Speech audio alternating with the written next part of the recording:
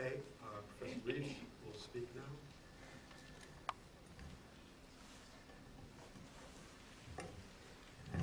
It's good to be back at Swarthmore. I'd like to focus my comments on what might be called genocidal inertia in Darfur, for I don't think we can escape the question. If human destruction is so clearly genocidal in nature, so massive in scale, and so relentlessly efficacious, why isn't the international community responding in some effective fashion? How can what be described as Rwanda in slow motion be occurring even as we marked first the 10th anniversary of the Rwandan genocide and shortly the 11th anniversary of those terrible events of 1994? I think there are a number of answers to these questions, too many for me to offer even a general reckoning, but I'd like to call attention to several features of the Darfur catastrophe and how they create a timeline for this genocidal inertia. I think one of the problems is that in many quarters, and for too long, this was described as a humanitarian crisis. I'll give you an example of a very distinguished organization for which I have a lot of respect, but which has behaved in this respect very badly, and that's Doctors Without Borders, Médecins Sans Frontières. They have in all their reports bleached out all data bearing on the ethnicity of those people they are treating, even as the overwhelming percentage, as in 98 or 99% of those people they are treating are non-Arab or African. At the same time, MSF leadership in France and elsewhere speaks irresponsibly about even the possibility of ethnic crimes occurring in Darfur. Part of this is to secure continuing humanitarian access, but this is not a humanitarian crisis, not most fundamentally. It is an enormous human catastrophe, but the crisis is finally a crisis that is military and political in nature. There has been throughout the course of the crisis, not really an appropriate word any longer, crisis, there's been a lack of shared information.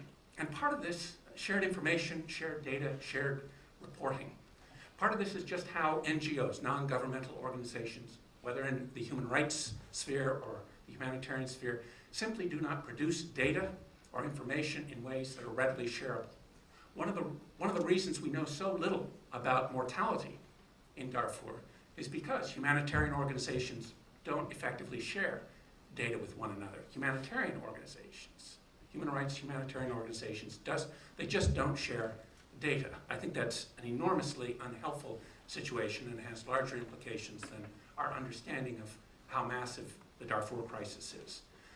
I think also there's been a terrible lack of leadership on Kofi Annan's part. I think he has, at various points in the crisis, said the right thing, only to go completely silent, and then, as was the case last April, having said that a humanitarian intervention was all but dictated by circumstances, declare some months later, after several months of silence, that he'd see no evidence of either ethnic cleansing or genocide. This months after Jan Egeland, UN Undersecretary for Humanitarian Affairs, had declared the realities to be ethnic cleansing.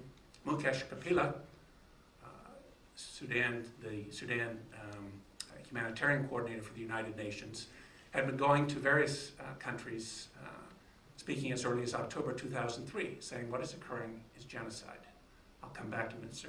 Kapila's testimony in connection actually with my fourth point here, and that is that the North-South agreement in Sudan between the Khartoum regime, the National Islamic Front, and the Southern Sudan People's Liberation Movement Army has relegated Darfur to the diplomatic sidelines for most of the time that this crisis has been underway.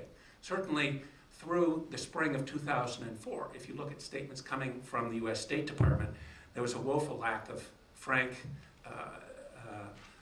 honest assessment of what was occurring in Darfur. And certainly no honest acceptance of the very salient ethnic dimension to the human destruction. I think in September of 2004, when Colin Powell simultaneously said that the US had determined that the government of Sudan and the Janjaweed were guilty of genocide, and yet that, in Powell's words, nothing new follows from this determination. Nothing new follows, those were his words, other than a US referral to an obviously paralyzed UN Security Council. And that paralysis has been on spectacular display for many months now. The largest issue, though, the one I want to focus on, is the Bush administration's willingness to trade out Darfur in a larger geopolitical context.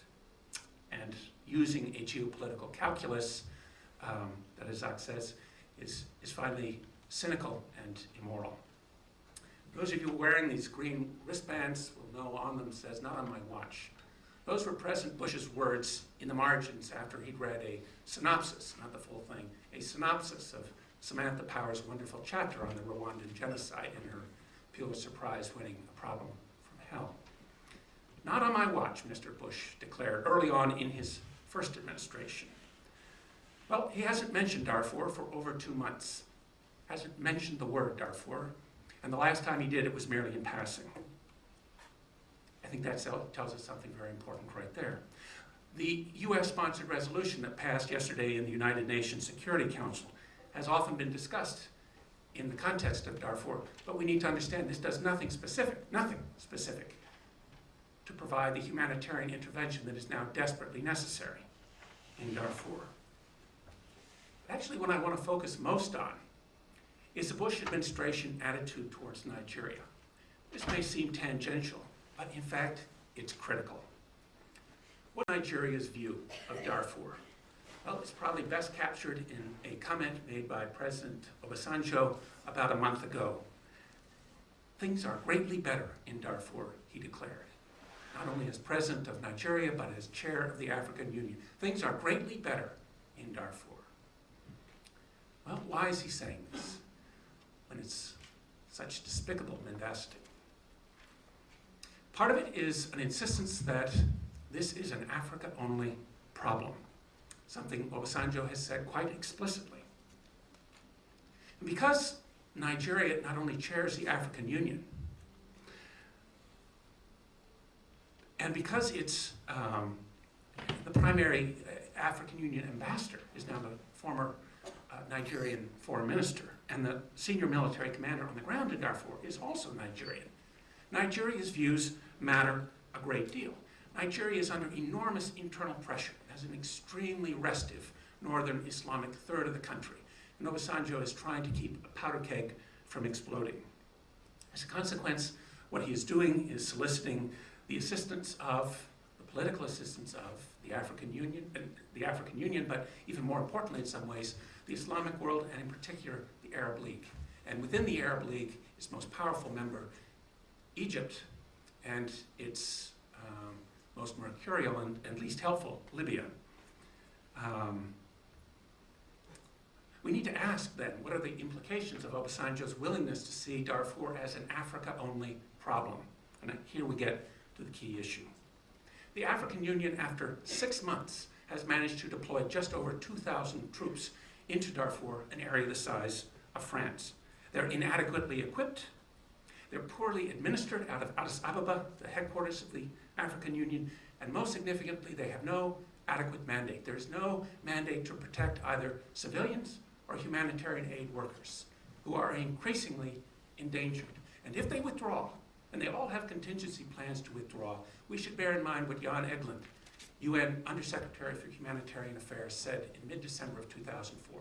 If the NGOs pull out for security reasons, mortality in Darfur could reach to 100,000 human beings a month. 100,000 human beings dying every month.